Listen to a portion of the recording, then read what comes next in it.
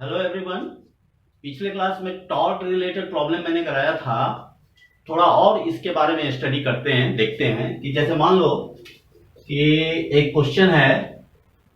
मान लीजिए कि कोई ट्रायंगुलर शेप है, ट्रायंगल है,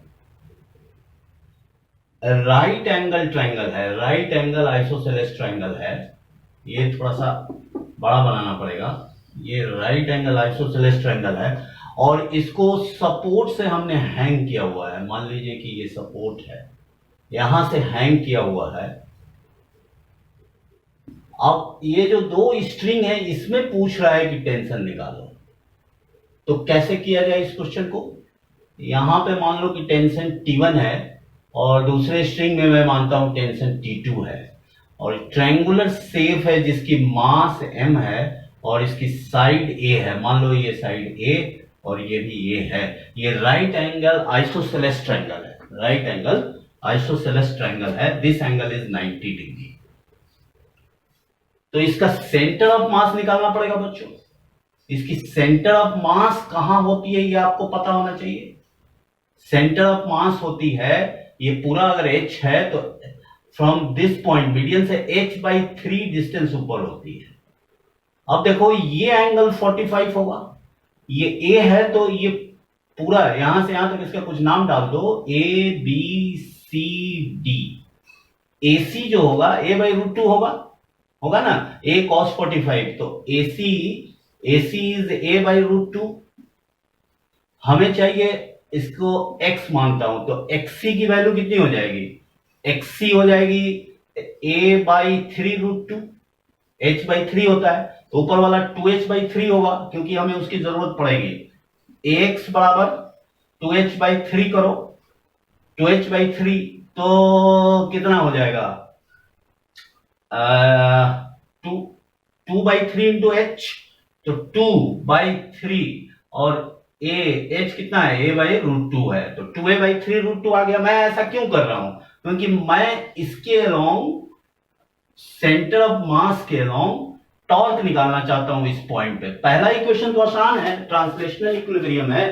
तो फर्स्ट इक्वेशन जो है, फर्स्ट इक्वेशन अपना तो आसान है, वो ट्रांसलेशनल इक्विलिब्रियम में है। तो वो इसकी वेट वर्टिकली डाउनवर्ड लगेगी। फिगर ठीक नहीं बना था, थोड़ा बना दिया। mg नीचे की तरफ। तो ट्रांसलेशनल इक्विलिब्रियम में तो T1 plus T2 is equals to mg होगा। ये this is first equation. Rotational equilibrium भी चाहिए। सिस्टम को इक्विलिब्रियम में होने के लिए नेट फोर्स और net torque should be zero. तो मैं इस पॉइंट के अलोंग टॉर्क निकालता हूं जिससे कि कैलकुलेशन आसान हो जाएगा, T1 का जीरो हो जाएगा। तो इस पॉइंट के अलोंग टॉर्क निकालने के लिए आपको ये डिस्टेंस चाहिए, ये वाला डिस्टेंस चाहिए। ये डिस्टेंस आपने निकाल लिया है। कितना निकाला है? 2a/3√2 निकाला है। तो ये डिस्टेंस कितना हो जाएगा? 2a/3√2 cos 45।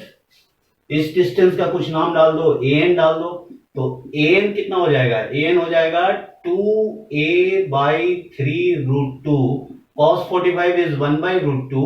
तो ये आ गया √2 तो 2 काटना है, √2 से 2 कट गया तो an आ गया a/3।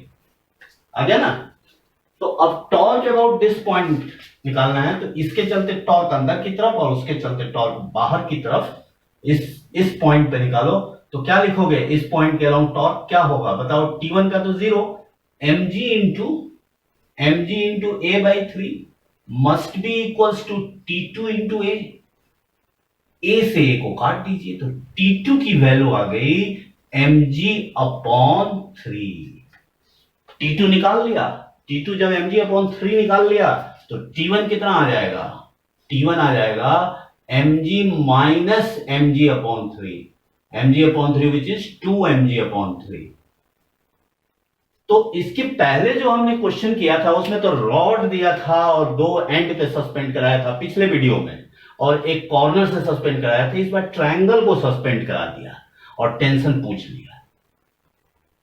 कुछ भी सस्पेंड, रेक्टेंगल का भी सस्पेंड करा के पूछ सकते हैं। तो आपको सेंटर ऑफ मास होना चाहिए और किसी पॉइंट के अलोंग टॉर्क निकालने आना चाहिए। ये कॉन्सेप्ट समझ में आ गया ना बच्चा?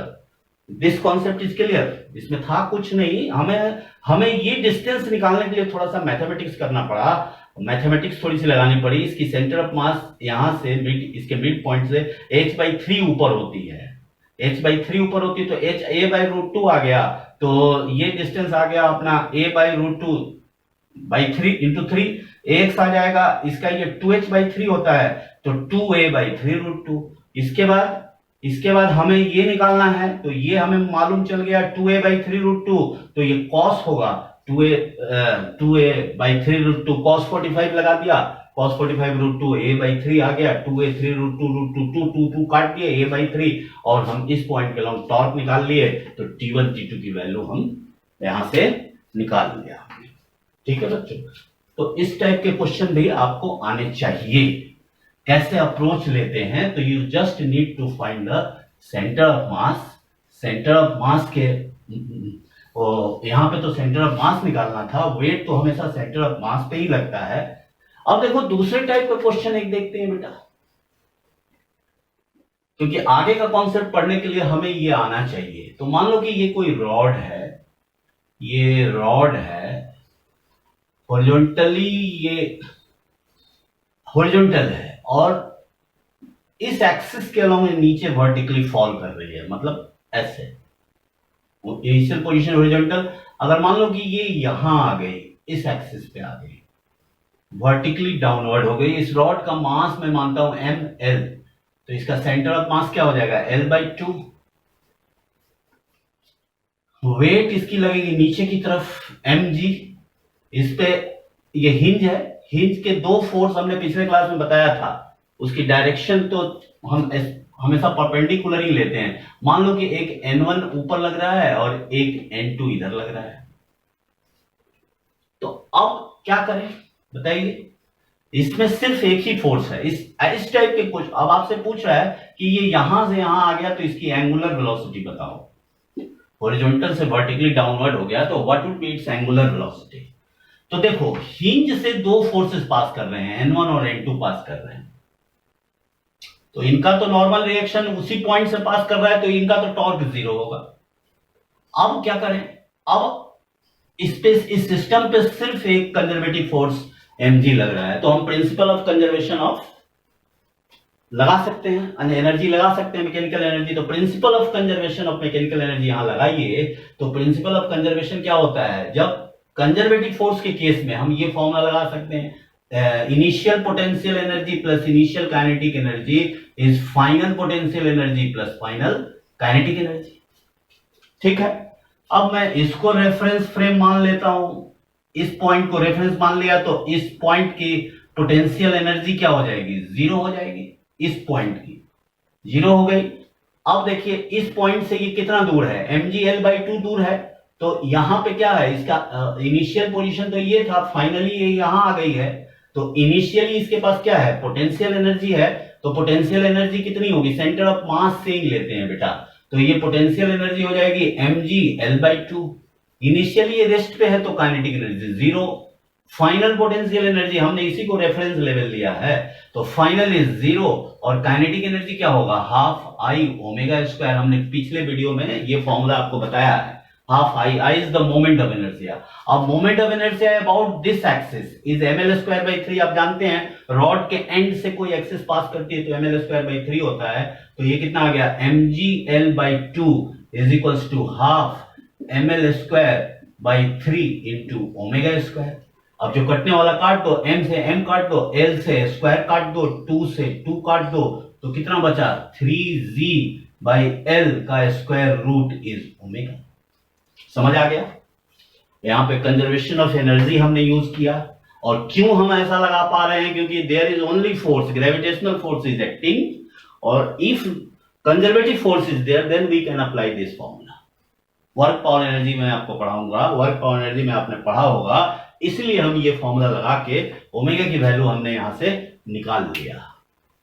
अब देखो इसी टाइप के क्वेश्चन में मान लो कि आपसे पूछ ले कि रॉड अभी तो वर्टिकली डाउनवर्ड हुई है, आपसे ये पूछ ले कि 37 डिग्री पे उसकी एंगुलर वेलोसिटी क्या होगी। कर सकते हैं ना, 37 डिग्री, मान लो कि ये रॉड है और ये रॉड है, एक मिनट, 37 डिग्री के एंगल पे उसकी बताइए कितना एंगुलर वेलोसिटी एक्वायर करेगा। हॉरिजॉन्टल से इसको गिराया और 37 इस एक्सिस के अलोंग वर्टिकली डाउनवर्ड आ रहा है, तो 37 डिग्री मान लो कि ये यहां आ गया, ऐसा कुछ आ गया, 37 डिग्री के एंगल पे आ गया। तो आपसे पूछा जा रहा है कि यहां तक आने में इसकी एंगुलर स्पीड कितना एक्वायर करेगा, what would be the value of omega. कर लोगे? यहां भी एनर्जी कंजर्वेशन लगेगा। यहां पे दो ये जो हिंज फोर्सेस हैं N1 और N2, इनका तो टॉर्क जीरो होगा। There is only force that is weight mg, जो कंजर्वेटिव फोर्स है। तो principle of conservation of energy हम लगा सकते हैं, तो लगाइए। Principle of conservation of energy लगाने के लिए क्या करोगे, ये डिस्टेंस इसकी अब सेंटर ऑफ मास की डिस्टेंस कितनी हो जाएगी, ये L/2 है, ये L/2 है, तो L/2 cos 37, तो ये डिस्टेंस कितना हो जाएगा, L/2 sin 37।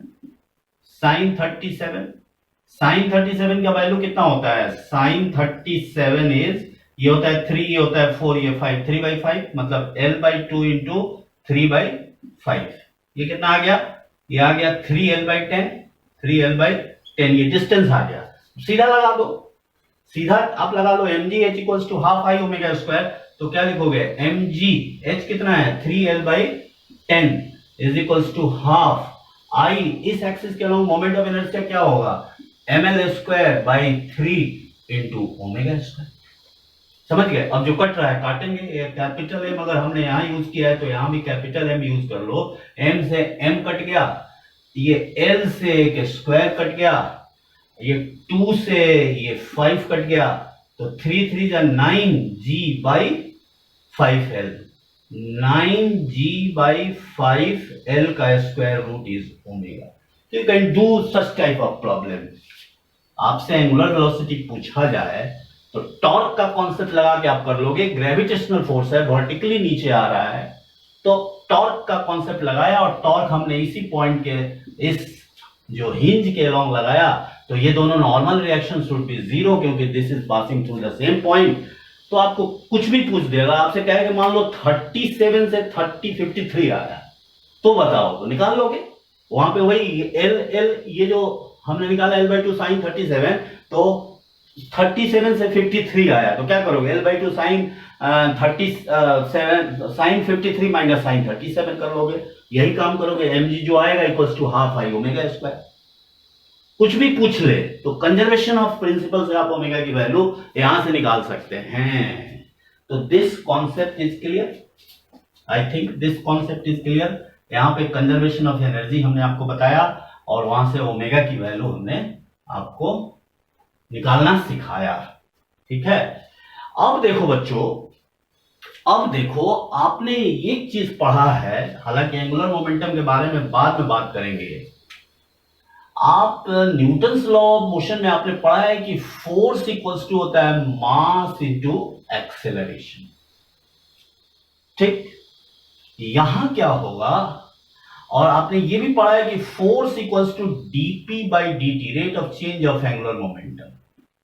Force equals to dp/dt, rate of change of momentum होगा। और ma के बराबर तब होगा जब m को आप कांस्टेंट ले रहे हो। वेरिएबल लोगे तो वेरिएबल के केस में तो फिर तो डिफरेंशिएशन करना पड़ेगा, वो तो Vr/dm/dt होता है। तो अभी हम कांस्टेंट मास लेके चल रहे हैं। तो रोटेशनल में फोर्स का एनालॉगी टॉर्क होता है, तो टॉर्क इज इक्वल्स टू, यह होगा dl/dt, rate of change of angular momentum. ये लीनियर है, ये एंगुलर है। एंगुलर मोमेंटम के बारे में मैं बाद में पढ़ाऊंगा। अभी फिलहाल आप ये इससे एनालॉजी से आप समझिए कि ये लीनियर मोमेंटम है, ये एंगुलर मोमेंटम है, और फोर्स का एनालॉगी रोटेशनल में टॉर्क होता है। तो टॉर्क को dl/dt हम लिख सकते हैं, ठीक है। तो मान लो कि मान लीजिए कि कोई ये रिजिड बॉडी है, ये रिजिड बॉडी है, मान लिया, और यहां पे आप मान लो ये इसका रेडियस L है और इस पॉइंट पे आप फोर्स लगा रहे हो F। तो F बराबर, अभी देखो इसकी डेरिवेशन यहां से होगी, torque equals to dl by dt, dl होता है r क्रॉस p, और वहां यूवी रूल लगा के हम करेंगे, लेकिन शॉर्टकट बताता हूं टॉर्क का फॉर्मूला I अल्फा के बराबर कैसे होता है। I is the moment of inertia about this axis, and torque भी उसी एक्सिस में पास करना चाहिए। तो इसका टॉर्क क्या हो जाएगा, F बराबर ma, शॉर्टकट बता रहा हूं, F इक्वल्स टू ma। अब L से दोनों तरफ मल्टीप्लाई कर दीजिए, F L is equals to ml into A, और यहां पे इस फोर्स के चलते यहां पे जो टेंजेंशियल एक्सेलरेशन, जो एक्सेलरेशन होगा वो टेंजेंशियल होगा, और टेंजेंशियल एक्सेलरेशन क्या होता है, आर अल्फा के बराबर। तो यहां पे L इंटू अल्फा लिखो, ये टेंजेंशियल है बेसिकली, AT है, तो ये हो गया ml और ये L अल्फा। अब देखो यहां ये क्या आ गया, ml square into alpha, mr square moment of inertia आपने पढ़ा है, mr square is moment of inertia, F into L। तो देखो टॉर्क इज इक्वल्स टू, एक फॉर्मूला आपको मिल गया I alpha. I is the moment of inertia, alpha is angular acceleration. ये बात समझ में आया, समझ में आया कि नहीं बेटा। इसमें क्या था, फोर्स को हमने दोनों तरफ L से मल्टीप्लाई कर दिया और ये फॉर्मूला निकाल लिया। एक चीज, जो टॉर्क का डायरेक्शन होगा और जो मोमेंट ऑफ इनर्शिया का डायरेक्शन होगा, दोनों एक ही एक्सिस के अलोंग होना चाहिए, तभी ये फॉर्मूला हम लगा पाएंगे। Torque is equals to I alpha. Torque के बारे में हमने पढ़ाया है, मोमेंट ऑफ इनर्शिया भी पढ़ाया है, और एंगुलर एक्सेलरेशन हमने पढ़ाया है सर्कुलर मोशन में। तो ये चीज समझ में आ रही है। एक चीज और समझना पड़ेगा बेटा, जब हम रोटेशनल मोशन पढ़ते हैं, लीनियर मोशन की अगर हम बात करें, तो लीनियर मोशन में जो फोर्स हम पढ़ते हैं वो होता है force equals to mass into acceleration. तो बॉडी तो मान लो स्ट्रेट लाइन पे मूव कर रही है, तो इसके हर एक पॉइंट की एक्सेलरेशन सेम है। मान लीजिए बॉडी मूव कर रही है, चल रही है, तो एक्सेलरेशन सेम है। लेकिन सर्कुलर मोशन में, प्योर रोटेशनल मोशन में आपने देखा है कि वेलोसिटी हर एक पॉइंट पे चेंज हो रही है, एक्सेलरेशन हर एक पॉइंट पे चेंज हो रहा है। v equals to R omega, R की वैल्यू चेंज हो रही है, यहां भी। तो यहां पे एक्चुअली जो फोर्स का फॉर्मूला हम लगाएंगे, जो एक्सेलरेशन लेंगे, वो एक्सेलरेशन ऑफ सेंटर ऑफ मास लेंगे। क्यों? क्योंकि velocity is changing at every moment velocity change हो रहा है प्योर रोटेशन के केस में, उसका एक्सेलरेशन इज आल्सो चेंजिंग। तो आप how can you use this formula F equals to ma? कैसे लगा सकते हो? नहीं लगा सकते हो। तो यहां जो हम यूज करेंगे ना, एक्सेलरेशन की जो बात करेंगे, वो acceleration of centre of mass. This is the very important concept, acceleration of centre of मास लेंगे बेटा जी। समझ में आया? क्योंकि सेंटर ऑफ मास की एक्सेलरेशन के अलावा काम करेंगे। तो एक क्वेश्चन से देखते हैं कि ये क्यों हमने बताया आपको। एक क्वेश्चन लेते हैं और फिर देखते हैं कि ये समझ में आ गया ना कि एक्सेलरेशन सेम नहीं होता है रोटेशनल मोशन में। तो हम किस पॉइंट पे एक्सेलरेशन को कंसीडर करते हैं? सेंटर ऑफ मास पे करते हैं। जैसे एक क्वेश्चन है, मान लो कि ये क्वेश्चन आपसे कह रहा है कि मान लो कि ये रॉड है, ये कोई रॉड है और इस पे आपने इधर कोई फोर्स लगाया, F लगाया। यहां ये हिंज है, फोर्स आपने F लगाया, ठीक है। तो इनिशियली इस पोजीशन पे ये रेस्ट पे है, तो हिंज के दो फोर्स होंगे, एक नॉर्मल रिएक्शन ऊपर की तरफ और N1 N2। समझ में आ रहा है? ये दोनों फोर्सेस को दिखाते हैं जनरली हम अब जनरली परपेंडिकुलर और अलोंग द एक्सिस दिखाते हैं। अब बेसिकली अब ये बॉडी t बराबर 0 पे यहां है और ये रोटेट करेगी, सर्कुलर हॉरिजॉन्टल प्लेन पे मान लो रोटेट करेगी, अभी नहीं कर रही है। अगर करेगी तो इसका एक्सेलरेशन दो पार्ट होंगे। एक क्या होगा? एक होगा इसका टेंजेंशियल एक्सेलरेशन और एक होगा रेडियल एक्सेलरेशन। कहां पे लगाया? सेंटर ऑफ मास पे लगाया। इतनी बात समझ में आ रही है? टेंजेंशियल ऊपर की तरफ, रेडियल अगर ये रुका हुआ है तो रेडियल एक्सेलरेशन तो 0 होगा, लेकिन टेंजेंशियल क्या होगा? ये अगर मान लो इसका पूरा लेंथ L/2 है एल है तो ये एल बाई टू होगा, तो टेंजेंशियल एक्सेलरेशन क्या हो जाएगा, ये हो जाएगा L by two into alpha. आपसे कोई इसी क्वेश्चन में पूछे कि अल्फा की वैल्यू बताओ तो क्या होगा अल्फा, बताइए। अल्फा इसकी एंगुलर एक्सेलरेशन निकालनी है तो कितनी होगी angular acceleration, torque equals to I alpha use कर लो।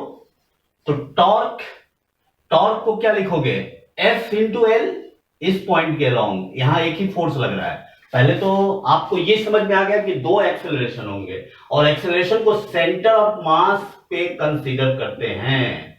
This is a very important concept, क्योंकि एक्सेलरेशन हम यहां कैसे ले सकते हैं, बराबर ए में नहीं ले सकते, तो चेंज हो रहा है, इसलिए सेंटर ऑफ मास पे कंसीडर करते हैं।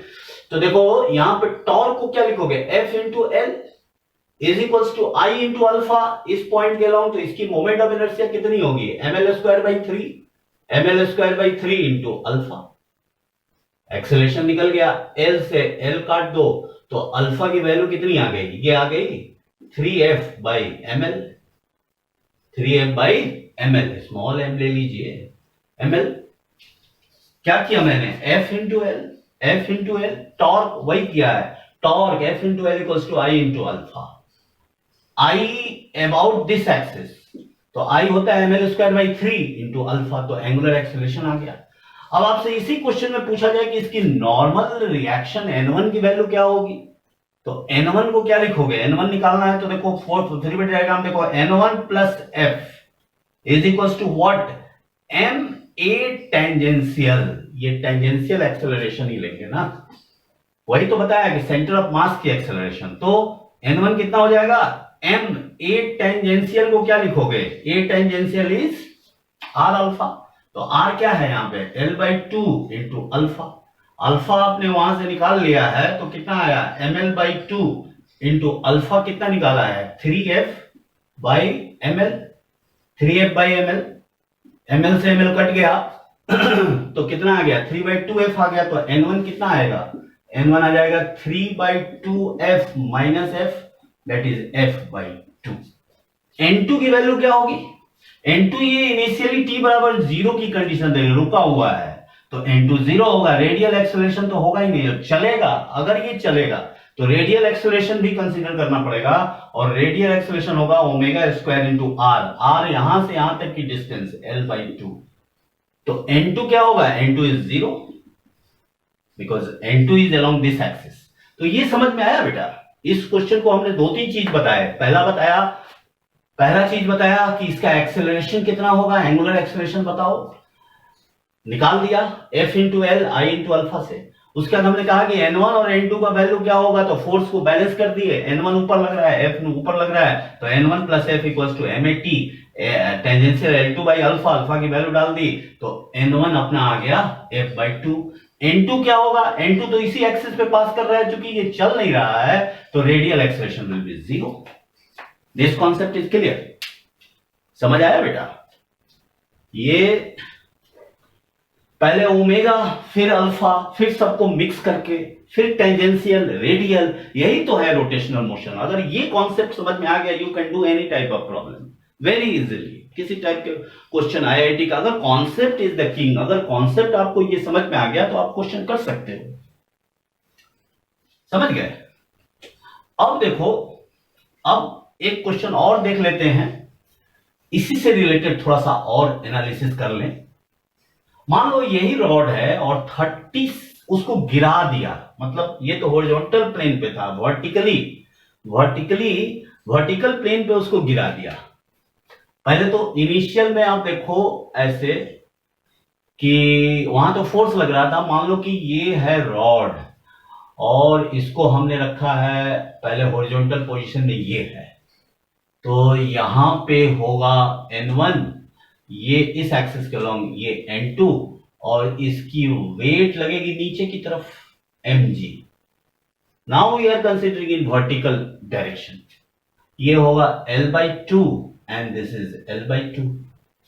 तो बताइए इसकी एंगुलर एक्सेलरेशन कितनी होगी। अच्छा, इसको भी अगर आप रिजॉल्व करोगे तो इसमें भी 2 एक्सेलरेशन होगा।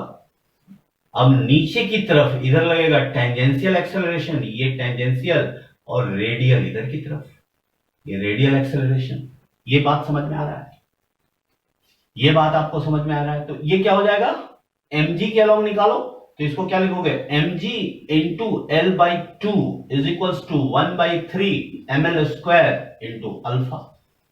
निकल गया? निकल गया। m से m काट दो, l से स्क्वायर काट दो, तो कितना आ गया बेटा, अल्फा कितना आया, अल्फा कितना आ जाएगा देख लो, 3g by 2l, 3g by 2l is alpha in this situation. फिर आपसे कोई कहे कि इसका n1 निकालो, now we are discussing in vertical plane. इसके पहले हॉरिजॉन्टल था, वहां तो इसके पहले वाले में तो फोर्स यहां लगाया हुआ था, यहां वेट के चलते, तो अल्फा हमने निकाल लिया। Now the second part of the question is he want to find the n1, तो n1 को क्या लिखोगे, mg minus n1 is equals to mat, tangential acceleration. और टेंजेंशियल एक्सेलरेशन कितना कितना होता है आप जानते हैं, mat is equals to r into alpha. r क्या है, l by two into alpha. Alpha आपने 3g बाई 12 निकाला है, तो mg माइनस n1 बराबर ml बाई टू, और अल्फा कितना निकाला है, अल्फा आपने निकाला है 3g बाई 12, 3g बाई 12, यही निकाला है ना। तो n1 कितना आ जाएगा, ये हो जाएगा, ये हो गया, देखिए l से l काट दो, तो ये हो गया 3mg बाई 4, तो mg minus 3mg, mg by 4 is equals to n1 आ गया ना, 4mg माइनस 3mg, तो कितना आ जाएगा, mg by 4, mg by 4 is n1। n2 again zero, क्योंकि ये रेस्ट पे है, t बराबर 0 पे रुका हुआ है, तो n2 इज अगेन 0। तो ये कॉन्सेप्ट समझ में आया बेटा? दो टाइप के क्वेश्चन लिए, एक हॉरिजॉन्टल लिए, एक वर्टिकल लिए। This concept is clear? So आपको टेंजेंशियल एक्सेलरेशन, रेडियल एक्सेलरेशन और फिर टॉर्क, और टॉर्क इस पॉइंट के लोग हमने अल्फा निकाल लिया, अल्फा निकालने के बाद n1 आ गया, n2 आ गया। यहां तक ठीक है?